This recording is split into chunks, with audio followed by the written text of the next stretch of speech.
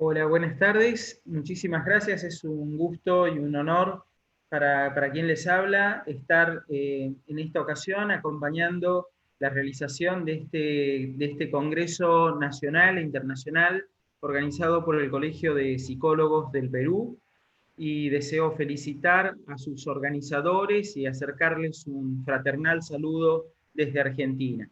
Bien, tal como anunciaba la colega, en esta instancia voy a compartir con ustedes un trabajo acerca de la labor de la perfilación criminológica en delitos que se, digamos, que se concretan a través de medios informáticos, y en particular vamos a ver la forma en la que podemos aplicar la técnica de perfilación criminal en estos delitos que se concretan a través de estos medios. Voy a compartir la pantalla como para, eh, como para iniciar la presentación. Bien, tal como les comentaba, hoy hablar de las ciencias del comportamiento aplicadas a la investigación judicial, aplicadas a la investigación del crimen, conllevan un aporte que en otros momentos seguramente habrían sido impensables, en particular en delitos que no dejan evidencias físicas, ¿sí? O evidencias materialmente objetivables en lo que hace a una escena del delito tradicional. Eh, las ciencias del comportamiento han avanzado en los estudios, así como hoy podemos establecer el perfil de una víctima fallecida a través del método de autopsia psicológica. También podemos aproximar un perfil criminal de un delito en donde se desconoce, digamos, la autoría de quien lo perpetra. Así que bueno, vamos a ver entonces algunas de las características que adquieren este tipo de, digamos, de comisión delictiva, y la modalidad en la que podemos pensar la aplicación de la técnica de la perfilación criminal en estos hechos. Bien, el cibercrimen es aquel que describe a este tipo de delitos como aquellas conductas indebidas e ilegales donde interviene un dispositivo informático, ¿sí? Como medio para cometer un ilícito o como fin u objeto del mismo. Hay algunas discusiones que llevan a cabo, digamos, los expertos en esta materia en cuanto a que si es el medio informático, ya sea el dispositivo informático, que podría llegar a ser una computadora, un celular, etcétera, sería el medio que propicia la comisión de un delito, o si es la conducta delictiva que se vale de estos dispositivos electrónicos para cometer el ilícito, ¿no? Digamos, independientemente de esta discusión de qué es primero, lo que sí es seguro es que hay alguien que termina agraviado o afectado por la comisión de un delito en donde se valen de dispositivos informáticos. Entonces debemos tener presente las dificultades con las que se enfrentan las autoridades judiciales para la persecución e investigación de este tipo de delitos que se cometen por Internet. En los últimos años, el surgimiento de un nuevo campo dentro del ámbito de la criminalística adquirió una gran importancia debido al aumento del valor de la información y el uso de nuevas tecnologías en la red. Sabemos que hasta no hace tanto tiempo, al menos en la Argentina, teníamos un bache legal en lo que hace a la persecución de estos tipos de delitos, y, digamos, había que buscar las figuras típicas ya preestablecidas en el Código Penal para poder generar alguna persecución que se transformaba más en una persecución como un buen oficio, digamos, del fiscal, o de la Autoridad Judicial de Investigación, porque no había, digamos, el soporte legislativo que pudiera amparar este tipo de, digamos, de persecución y de investigación judicial. Un dispositivo informático es un aparato capaz de procesar en forma automática datos e información con un fin determinado. El mismo debe contar con la capacidad de desempeñar 3 tareas básicas, a saber, debe poder tener un dispositivo de entrada, un procesamiento y una salida. Si bien no todos los delitos se relacionan con la red, es a partir de la popularización de Internet que adquieren una nueva dimensión. Así, los mismos poseen ciertas características propias desarrolladas por el medio en el que se cometen. A saber, vamos a ver algunas de las particularidades que adquiere la conducta del cibercrimen. La generación de identidades ficticias, ¿sí? Desde un dispositivo, digamos, se puede intervenir en cualquier otro dispositivo y en cualquier lugar que sea. Intervienen varios factores y tiene, digamos, una espectacularidad en su alcance por la instantaneidad en las comisiones de estos hechos, ¿sí? Son hechos que se caracterizan por ser anónimos, transnacionales, y que cuentan con una baja incidencia en su denuncia, ¿sí? Porque muchas veces, digamos que la persona que termina afectada por este tipo de comisión delictiva, muchas veces por cuestiones que hacen al pudor, que hacen a la, digamos, a la honorabilidad y demás, no hacen la denuncia, digamos, y muchas veces sucumben en delitos de extorsiones, de extorsiones de tipo económicas, ¿sí? Como para evitar que se propague algún material que pudiera llegar a involucrarlo, ¿sí? Entonces, en esto hoy hay una, en nuestro país, en Argentina, hay una generación de unidades fiscales especializadas en temáticas de cibercrimen, lo cual, digamos, visibiliza la problemática y además de visibilizarla, acerca los recursos legales como para que la persona que pudiera llegar a ser afectada por alguna de estas acciones pueda ponerlo en conocimiento de la autoridad judicial. Hablábamos de que tiene una baja incidencia en su denuncia. Creemos que esto va a ser algo que irá revirtiendo. Lo sabemos en base también a otros tipos de delitos que, digamos, que no tienen que ver con los delitos informáticos, pero sí con delitos que hacían, digamos, a la integridad sexual de las personas, y sabíamos también digamos, de la cifra negra que constituían, en particular cuando eran hechos que acontecían dentro de la estructura familiar. Haciendo esta comparación con los delitos informáticos, también sabemos que vamos de alguna manera a incrementar el número de denuncias en este tipo de comisiones delictivas. El desconocimiento, entonces, por parte de los usuarios de que están siendo víctimas de un delito informático. Por ejemplo, una persona puede descargar en forma involuntaria un archivo espía a su computadora, programado para extraer información de la computadora sin que éste se dé cuenta de la presencia del mismo. La ausencia de legislación que incluya este tipo de conductas por la falta de tipificación en los códigos penales de los países, en tanto que al tratarse de una problemática novedosa que tiene lugar en un entorno virtual, esto va en una constante evolución. La baja resolución judicial de este tipo de casos, por la falta de capacitación, muchas veces de los funcionarios, jueces y fiscales, peritos y asesores legales especializados en el tema, y la dificultad que presentan estos delitos en términos de investigación criminal, ¿no? Esto también era un escollo que funcionaba y que en algunas ciudades de nuestro país aún hoy funciona, digamos, como un escollo la falta de capacitación en las autoridades judiciales que toman a cargo estas investigaciones, ¿no? Hay ciudades que están más avanzadas en la investigación de estos tipos de hechos y están bastante más organizadas en lo que hace también a estas unidades fiscales especializadas que yo les comentaba.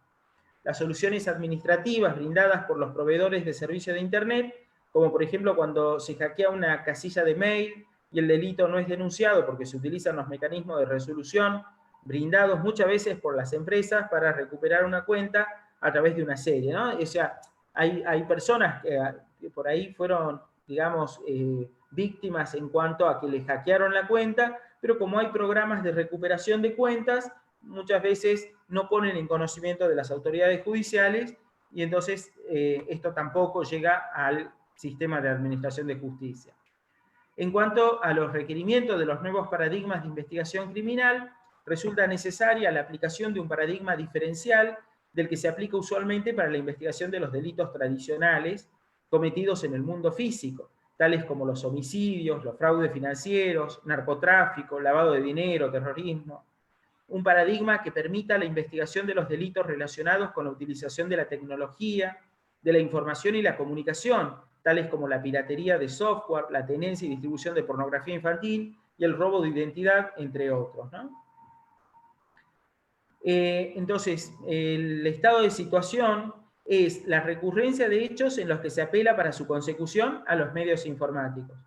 El alto número de personas que se vieran afectadas por acciones directas, las que involucran desde la exposición masiva de su intimidad, adulteración de datos identitarios, vulneración de mecanismos de seguridad para transacciones comerciales, hasta hechos más graves tales como prostitución sexual infantil y el mercado de trata de personas. Si nosotros presentamos en esta, digamos, lo que voy a presentarles, perdón, en esta ocasión, es estudiar, digamos, la problemática del delito informático a través de su modalidad de expresión, que es la cibercriminalidad, en donde acontece entre, vamos a decir, inicialmente entre dos autores, ¿no? O sea, entre dos protagonistas, mejor dicho. Uno que es el autor y otro que resulta perjudicado por esa comisión delictiva, que sería la víctima, ¿no? Es la pareja penal. El ciberespacio como propiciador para delitos clásicos y el ciberespacio para la comisión de delitos específicos. Y vamos a ver también el particular modo de relación por la modificación que propicia el entorno virtual en estos hechos. Bien, el fenómeno de la cibercriminalidad desde un enfoque criminológico.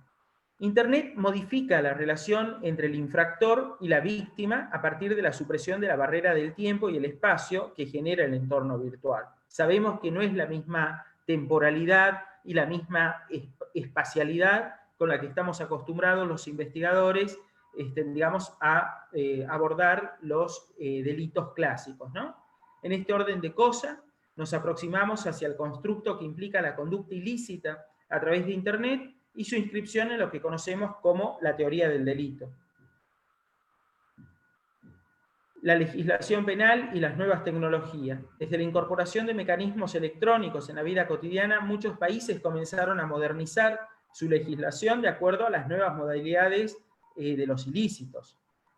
Algunos países incorporaron los delitos informáticos a su normativa mediante la promulgación de leyes específicas en el área, mientras que otros modificaron su legislación para incorporar nuevas figuras que incluyan a la información como un bien jurídico a proteger. En cuanto a la tipificación de los delitos informáticos, entenderemos como delito informático a cualquier comportamiento antijurídico, no ético o no autorizado relacionado con el procesado automático de datos y o transmisiones de datos. Los delitos informáticos se realizan necesariamente con la ayuda de los sistemas informáticos, pero tienen como objeto del injusto la información en sí misma, ¿no? Esta es una definición de la Organización para la Cooperación y el Desarrollo Económico. En la Argentina, el marco legal que regula esta actividad es la Ley 26.338, que data desde el año 2008 y se enuncia del siguiente modo. Dice, cualquier actividad ilegal que encuadra en figuras tradicionales, ya conocidas como robo, hurto, fraude, estafa y sabotaje, pero siempre que involucre la informática de por medio para cometer la ilegalidad. Entonces, tenemos que aproximarnos sí o sí a la temática de la prueba informática en el proceso. El escollo que implica la investigación de un caso que involucra pruebas de hechos relacionados con cualquier clase de tecnología informática, sean teléfonos celulares, programas informáticos, correos electrónicos, diversas comunicaciones por internet o a través de cualquiera de las redes sociales que conocemos. Es por ello que una de las directivas brindadas por el Código de Procedimientos es la de buscar la analogía con alguno de los medios probatorios tradicionales, teniendo en cuenta las garantías del proceso.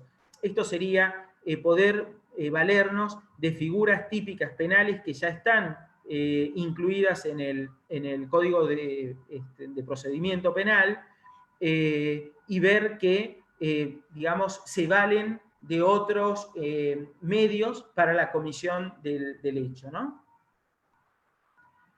Así, una realidad tecnológica que aún no cuenta con una regulación avanzada en nuestro país es acomodada en las normas ya dictadas. Ello nos permite incorporar válidamente una prueba al proceso.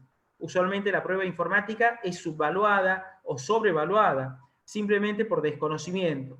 A veces se olvida que además de lo que surge como la literalidad de los documentos informáticos, existen otros datos como la fecha de creación, modificación y, por qué no, hasta la lógica consciente e inconsciente que subyace en cualquier tipo de mensaje.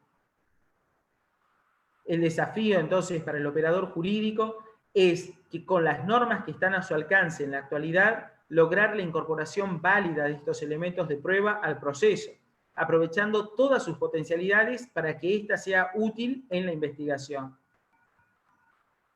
¿Qué es la prueba informática? Es toda representación de hechos, informaciones o conceptos expresados bajo una forma que se presta a tratamiento informático y que sirva como evidencia en un proceso judicial, basado esto en la Convención sobre la Cibercriminalidad.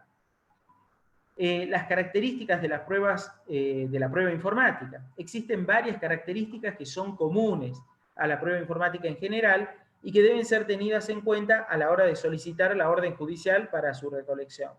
Por un lado, teniendo en cuenta el volumen, la capacidad de almacenamiento de los dispositivos informáticos aumentan constantemente y se puede guardar gran cantidad de información. En tanto, la variedad de fuentes, los documentos pueden encontrarse en diversas ubicaciones, tales como servidores físicos, aplicaciones online, tanto en la computadora emisora o receptora de correos electrónicos. La información almacenada electrónicamente puede no perderse cuando el soporte es destruido. La cualidad dinámica. La volatilidad se relaciona con la facilidad con que la información puede eliminarse o cambiar, sea con intervención de un usuario o no. Es decir, puede ser alterada o borrada de modo deliberado, ¿no? La información oculta, que es el funcionamiento de las computadoras, deja evidencias en el disco duro, muchas más de la que está visible para un usuario, incluyendo información que se puede considerar borrada o editada. Si bien esta labor, digamos, de encontrar las pruebas o encontrar, perdón, los indicios que después podrán transformarse en prueba en un proceso judicial, le corresponde, digamos, de modo casi exclusivo, digamos, a los informáticos forenses, digamos, implica también, de alguna manera, el trabajo interdisciplinario, ¿no? Entonces, les decía, esto es un trabajo que debe hacerse en conjunto con los expertos en informática y implica también una conducta, digamos, una conducta delictiva, también convoca al trabajo de los psicólogos especializados en investigación criminal. Bien, la importancia, entonces, yo les decía que hasta que pudimos contar con una legislación que nos permita llevar a cabo las persecuciones judiciales en este sentido, también tenemos las limitaciones de la normativa, ¿no? En tanto, la importancia del conocimiento de la naturaleza de estos elementos de prueba y sus características definitorias radica en la correcta interpretación de las normas que rigen su incorporación al proceso. El problema al que nos enfrentamos deriva de la utilización de las normas existentes, no creadas para los medios de prueba informáticos, por lo que la gran mayoría de las veces no estarán contemplados ciertos recaudos que son necesarios para preservarla. No obstante, se está avanzando bastante en el tema de la preservación de la prueba en materia de delitos informáticos. Se avanza cada vez más, ¿sí? Tanto en el encriptado de la información, en la captura de lo que se conoce como imagen forense, digamos, eso está en permanente evolución, ¿no? Lo vemos junto con los expertos informáticos. La incorporación de la prueba informática al proceso, vigente al principio de libertad probatoria y para evitar la arbitrariedad en su producción, se ha sentado jurisprudencialmente la regla que, cuando se opte por un medio probatorio no previsto, se deberá utilizar el procedimiento señalado para el medio expresamente regulado que sea analógicamente más aplicable según la naturaleza y las modalidades de aquel, respetando sus formas y bajo sus mismas sanciones. Bien, entonces, ahora la pregunta sería, digamos, ¿cuál sería el aporte, ¿no?, de la psicología en el marco de una investigación de un delito informático? Una vez presentado entonces el marco normativo vigente en nuestro país sobre la problemática de la cibercriminalidad, vamos a hacer una aproximación, digamos, a lo que implica la criminodinámica y la relación en la pareja penal, donde hay un autor, o pueden ser más, digamos, y alguien que termina afectado por esa comisión delictiva, ¿sí?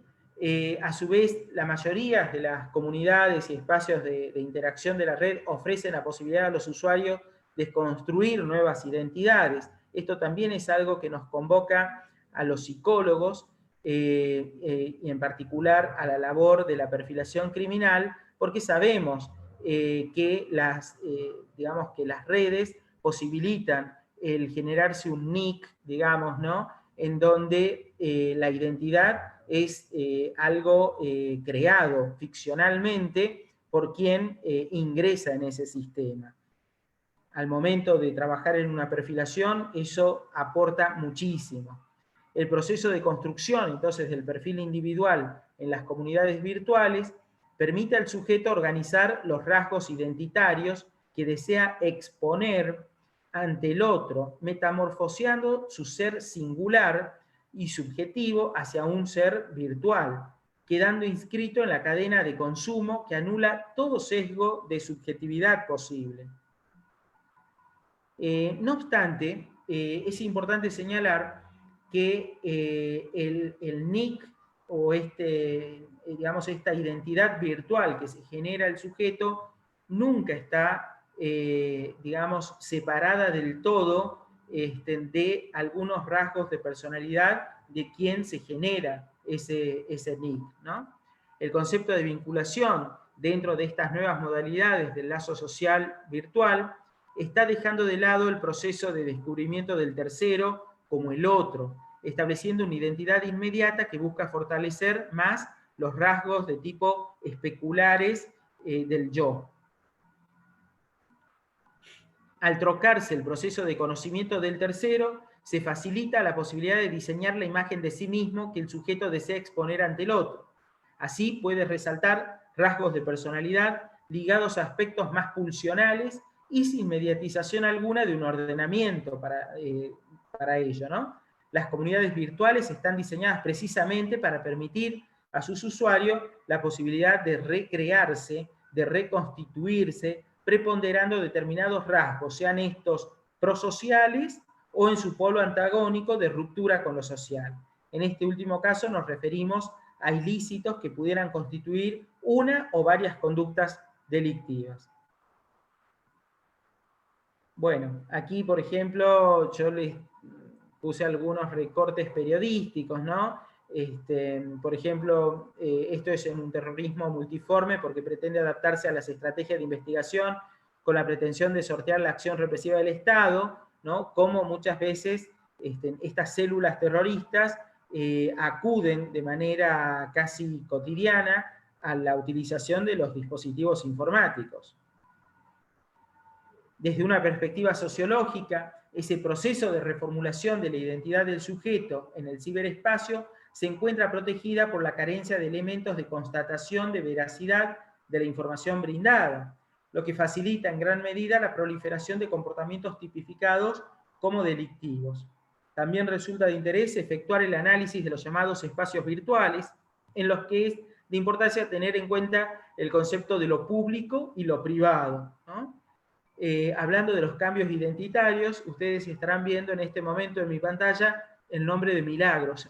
Milagros es mi hija y no fui quien haya generado el cambio de identidad en este caso. Estoy utilizando su dispositivo, por esa razón es que figura el nombre de ella. Bien, bueno, volviendo al tema, me parece importante poder diferenciar entonces esto de, digamos, de lo público y lo privado, y cómo de alguna manera dentro del ciberespacio esta delimitación de lo público y lo privado queda bastante diluida, ¿no? Tal como podremos analizar en el caso que abordaremos en el presente trabajo, se produce un desdibujamiento de los espacios, no solo de aquellos que responden a lo público y lo privado, según la ley, sino también de aquellos espacios de intimidad y extimidad que son los propios del sujeto.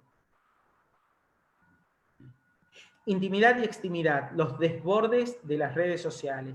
Tanto la intimidad como la vida privada de las personas han sufrido distorsiones que conmueven los contornos al verse sus marcos de actuación convencionales superados por la nueva realidad comunicativa. La información obtenida en la red social Facebook, por ejemplo, a través de su arquitectura, favorece la pérdida de control de la intimidad a través de la captación de pautas de comportamiento, el empleo de datos derivados de los perfiles, los cambios en las políticas de privacidad sin consentimiento y el reconocimiento facial. Hoy es muy conocido por todos, digamos, el valor de mercadeo que tiene estas redes sociales, ¿no? Tanto Facebook, Google. Ustedes vieron las acciones judiciales que Estados Unidos está siguiendo en contra de estas empresas, por abuso, ¿no? de la información, digamos, por el abuso del acceso a la información y por de alguna manera vulnerar todo lo que tenga que ver con la privacidad de las personas. El auge de la interconexión en la era de la web 2.0 implica un continuo feedback entre emisores y receptores, aunque también supone la perversión del concepto de intimidad por parte de los usuarios, quienes valoran por encima de su salvaguarda su publicidad. Ha cambiado la forma en que nos construimos como sujetos, la forma en que nos definimos, lo introspectivo está debilitado, cada vez nos definimos más a través de lo que podemos mostrar y lo que los otros ven. Podríamos afirmar, hay una preponderancia de una pulsión escópica, ¿no? Esta pulsión de la mirada. Esta debilitación, entonces, del ámbito introspectivo ya fue enunciada por el psicoanalista Jacques Lacan en el 58 bajo el término de extimidad, un concepto que entronca con la manifestación pública en la era de las redes sociales del contenido otrora íntimo, ¿no? El término extimidad rompe ese binario interior, digamos, el binario que se daba entre lo interior y lo exterior, y designa un centro exterior a lo simbólico, lo que conlleva la producción de un hiato en el seno de la identidad consigo mismo, vacío que la identificación no llega a colmar. Así, el perfil criminológico en los delitos informáticos pretende ser una aproximación desde un caso con la aparición de los diferentes dispositivos informáticos y la digitalización de las comunicaciones. Los conceptos tradicionales del lugar del hecho y escena del crimen cambian radicalmente su sentido si se los aplica en los entornos virtuales. Bueno, en cuanto a la escena del crimen, el lugar del hecho representa el espacio físico en el que se ha producido un suceso susceptible de investigación criminal mediante métodos científicos. En relación con los crímenes a través de los dispositivos informáticos, una de las dificultades que se presentan son las características del entorno virtual de los dispositivos electrónicos. Ustedes saben que al transformarse en delitos que son considerados delitos transnacionales, digamos, exceden a la competencia jurisdiccional de un determinado país. Entonces, conlleva necesariamente la complejidad de poder establecer convenios, tratados que nos permitan trabajar de manera conjunta con los países. Tal es el caso con los delitos en donde se involucran a menores en temáticas de pornografía infantil, por ejemplo, ¿no? Entonces, hay acuerdos entre los países y hay monitoreos, digamos, sobre las redes y sobre la Deep Web, que es estos sitios de Internet, digamos, que se conocen como sitios oscuros o sitios, digamos, que no son los habituales, pero que también requieren de una investigación especial. Desde el método de las ciencias del comportamiento nos abocaremos al relevamiento de las huellas psicológicas, ya que cuando un autor de delito interacciona con una víctima, hay algo de él que se transfiere a la misma o al resto del escenario y viceversa, ¿no? Este es un principio criminalístico clásico, pero que es aplicable también a este tipo de hechos. En base a los elementos recabados al momento de la realización del perfil criminológico en las causas que nos tocara intervenir desde el área de psicología jurídica, aplicada a la investigación criminológica, se advierte que el accionar por parte del sujeto activo, es decir, el autor, ha generado una limitación en la libertad de acción de quien resultara víctima, ofendido, generando en este último sentimientos de malestar, enojo, temor, que en definitiva determinan de manera negativa su estado de ánimo y restringen el establecimiento de los lazos sociales, ¿no? La persona se siente más cercenada en sus movimientos, en sus libertades, en sus lazos sociales, porque, digamos, está permanentemente amenazada por parte de este otro, digamos, acerca de divulgar información que pudiera llegar a comprometerlo en estos temas, ¿no? A través entonces de la perfilación criminológica pretendemos determinar la relación de la escena del crimen con la conducta del agresor en el contexto de un delito determinado. La relación del autor con la escena del crimen. Vamos a ver esto en una aplicación en un caso. La escena del crimen se determina como consecuencia directa de la modalidad que establecieran previamente en la interacción autor-víctima a través de un medio cibernético, como lo es Internet, redes sociales, Messenger, y en aquel momento, cuando hicimos esta investigación, aún no habían las comunicaciones a través de la aplicación WhatsApp y eran a través de, digamos, de los mensajes de texto, ¿no? Les estoy contando de un caso ya que tiene unos años.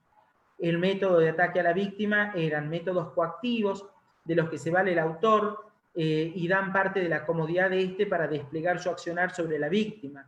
Al ser a través de medios electrónicos, el autor no corre ningún tipo de riesgo físico en lo inmediato. Ello le posibilita diluirse subjetivamente tras el anonimato que provee Internet y disponer de la tecnología al servicio de su propio goce. El objetivo de la batalla del autor sobre la víctima se trata del cuerpo de la víctima, ante todo el hecho de exponer su cuerpo ante la mirada de terceras personas porque se valía de fotografías que en algún momento la víctima, digamos, habría intercambiado con esta persona. Los métodos de control sobre la víctima se definieron en los medios empleados para manipular, contener y dominar la conducta de la víctima durante el ataque y posteriormente.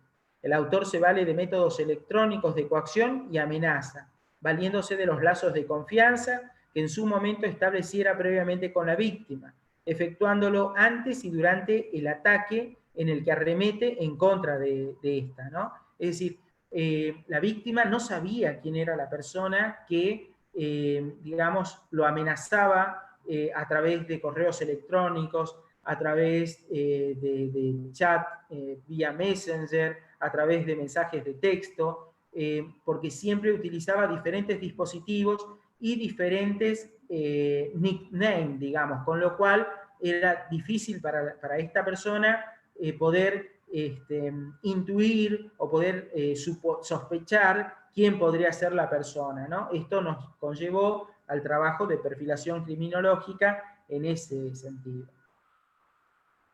El modus operandi se ejecuta a través del uso de las redes sociales, tomando cierto control del autor, digamos, o sea, el autor tomando el control de la víctima y sus contactos.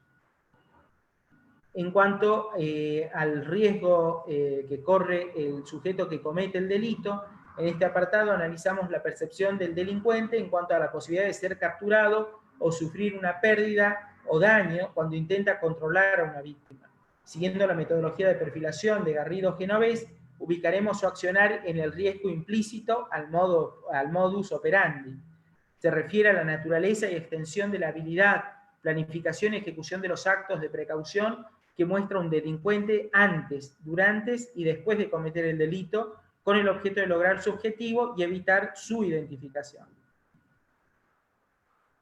En cuanto a la firma del delincuente, que es otro de los aspectos que trabajamos en la perfilación criminológica, en cualquier delito, digamos, en cualquier delito que no sea delito informático, aquí tuvimos que, digamos, hacer una adaptación, ¿sí? La firma, cuando hacemos su estudio criminológico, es ese exceso que comete el autor de un hecho que va más allá de digamos, del hecho perpetrado puntualmente, ¿no? Es ese plus que agrega el autor. En este caso, el motivo aparente de la conducta delictiva de esta persona para con la víctima era una relación con causas de tipo pasionales, en donde se jugaban sentimientos de ira, venganza y el hecho de arrogarse algún derecho sobre la víctima. Así, las conductas de la firma respecto del análisis de la firma y atendiendo que ella es definida por los autores como la tarjeta de visita del criminal, en un caso que nos ocupara, entendimos a la firma como los producidos a través de los, digamos, de los textos que mandaba a través de los mensajes, correos electrónicos por parte del autor, lo que nos permitió inferir que se trataría de un solo autor, pues sus producidos confluyen en un estilo literario definido y la finalidad de los mensajes es siempre la misma, es decir, concluía en una enunciación de tipo querulanti y reivindicativa. En el caso que nos ocupa, la firma del autor sigue un camino paralelo entre el deseo sexual y lo emocional en relación a la víctima. En base a sus producidos, podríamos inferir que las conductas manifiestas se hayan integradas en la vida del autor de modo sintónico, es decir, integradas a su yo, digamos, más allá de que se generaba el autor del hecho, digamos, una identidad ficticia, habían rasgos de personalidad que eran, yo les diría, fijos y recurrentes en los diferentes modos de comunicación que sostenía para con la víctima, en la que el sujeto intenta satisfacer cada vez más una fantasía que se torna huidiza e impracticable en todos sus extremos. De ahí que la propia fantasía, a su vez, alimente nuevas acciones transgresoras, es decir, lo lleva hacia una repetición de conductas seriales por la masividad de los mensajes y la frecuencia sostenida en el tiempo. En cuanto al perfil de la víctima, que también era necesario poder establecerlo en este caso para de ahí poder efectuar el perfil del presunto autor, en las situaciones en que tanto el autor como la víctima se conocen a través de Internet, podríamos inferir que la selección de la víctima por parte del autor, en este caso, obedece a un criterio de pura oportunidad, puesto que ambos se habrían conocido a través del sistema de redes sociales, de Facebook, chat, en una página web, etc. Conclusiones.